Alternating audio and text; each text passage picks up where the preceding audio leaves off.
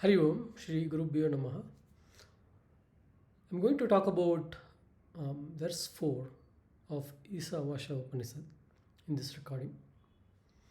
So, in verse 4, the concept of Atman, basically Atmajnana, is being introduced. For someone who is new to Atman, the way uh, when we say that there is something called Atman which uh, is not available in the common knowledge, a seeker of truth based on the experiences, the way they will ask is, what is Atman? Is it a living thing that moves, or is it something stationary like mountains, doesn't move? Right? These are the two types of things we see. So here Upanishad says Atman is motionless, it doesn't move. But then it continues to explain that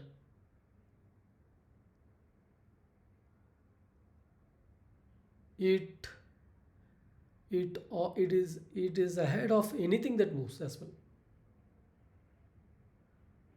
Okay, let's see this in detail. What is that we know that moves the fastest?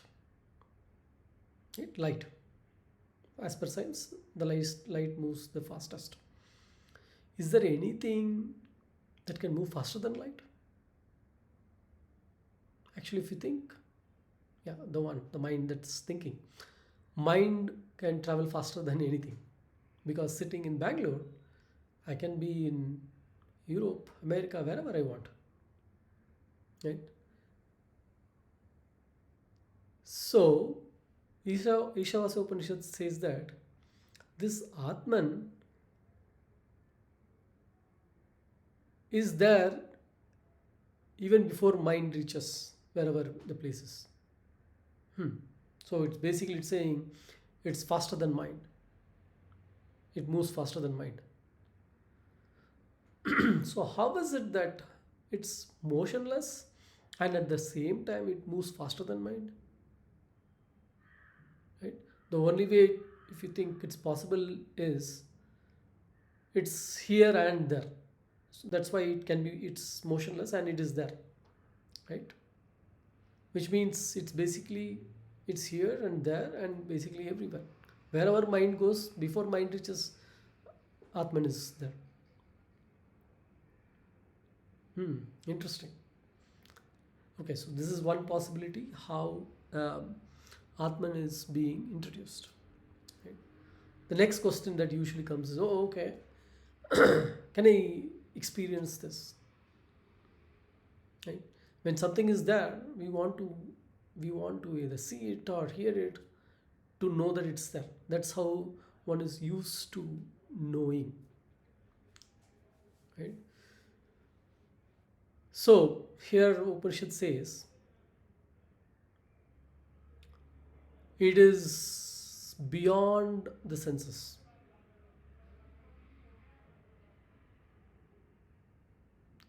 Which means you cannot use the senses to experience Atman. If you actually see further, let's take the case of seeing. If with any experience there is a knower, experiencer, and then the object to be experienced and the tool. Right? So we are talking about now the Atman. We want to experience it like an object. What are the tools we have used? We have it with us. Hearing, smelling, seeing, right? So let's take seeing. Whatever is within the realm of this instrument is what we can see. The eyes cannot see the solar system because it's beyond. The eyes cannot see the microorganisms because it is like beyond the realm of this eyes. It has limitation, right? So it says that you cannot use these senses to reach Atman or to experience Atman.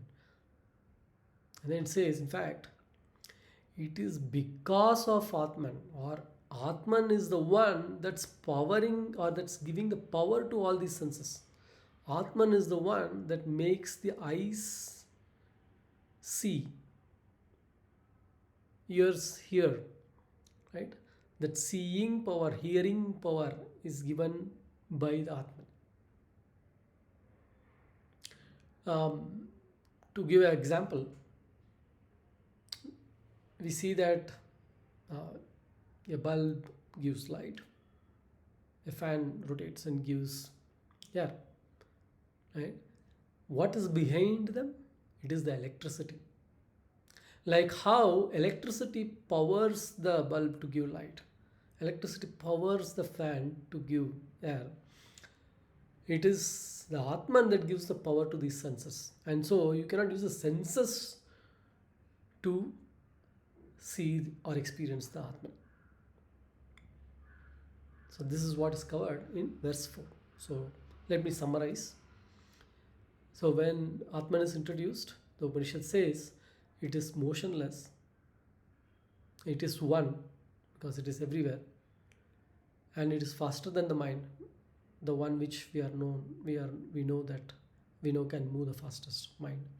The Atman is faster than the mind, and the senses cannot reach Atman or cannot be used to